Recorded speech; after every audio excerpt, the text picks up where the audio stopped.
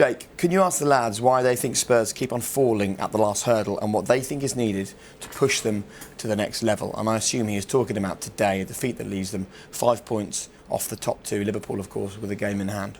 It's not the last hurdle, is it?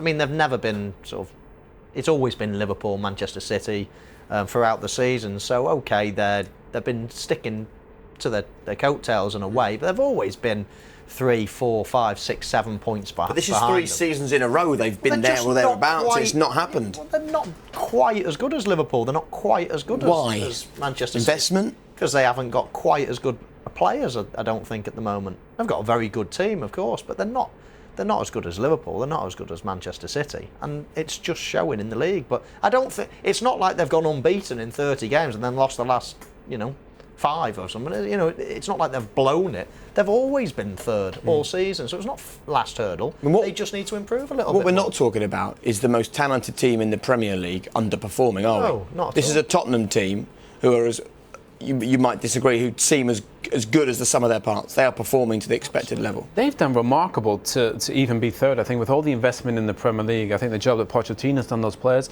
they've done it without a home stadium. By the way, not signing any players in 2 transfer windows, I think it's an incredible achievement to even be 5 points behind those types of teams. So obviously today hurts because they're so close, and I think that everybody believes they're close to winning something. And I think they'll get there if they just stick together for a few more years.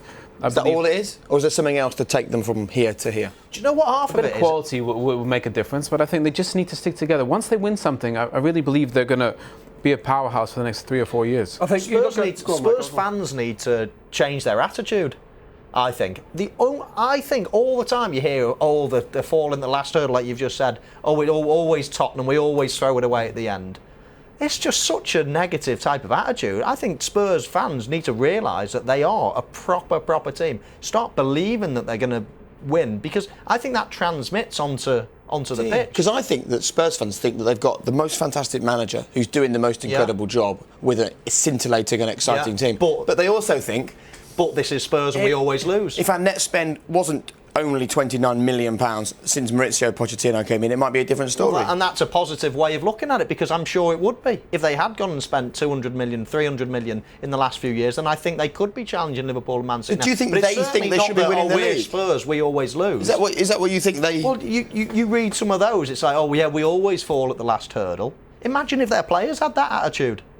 I mean, I think, and that transcends through the club. That if the fans are always thinking that but we'll lose we'll get to a final, but we'll lose because we're Spurs.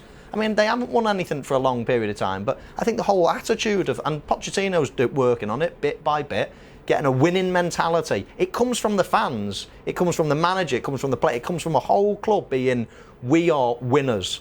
And I just sense that whenever I read anything about Spurs, it's the fans saying, we're a great team, if we'd spent this, we've got a great stadium, we've got great players, great manager, but we're Spurs, we always throw it away at the end. Well, they don't. I think as well, when they didn't invest, when there was a serious lack of investment there in the summer and in January, I think the fans are almost saying, we're going to have to go hell for leather, like we've never played before. Because when top players come in, I know what you're going to say. Where do you add at Spurs? They've got a team of top players, but there's always somebody that can make a difference. Whether that's defensively, midfield. If anything was to happen to Kane, all right, they played well since Kane and Ali been out of the team. Fortunately for them, but I don't think when there's no investment whatsoever, you're almost thinking we're very hopeful that we might challenge. Instead of if you had gone and spent and invested on one or two top players, the fans would have had, I think they'd have been a little bit more optimistic about a challenge. Because although Glenn says they can still win the league, I think they're out of the league. I think top 4 is a cert, but I don't think they can win the league personally.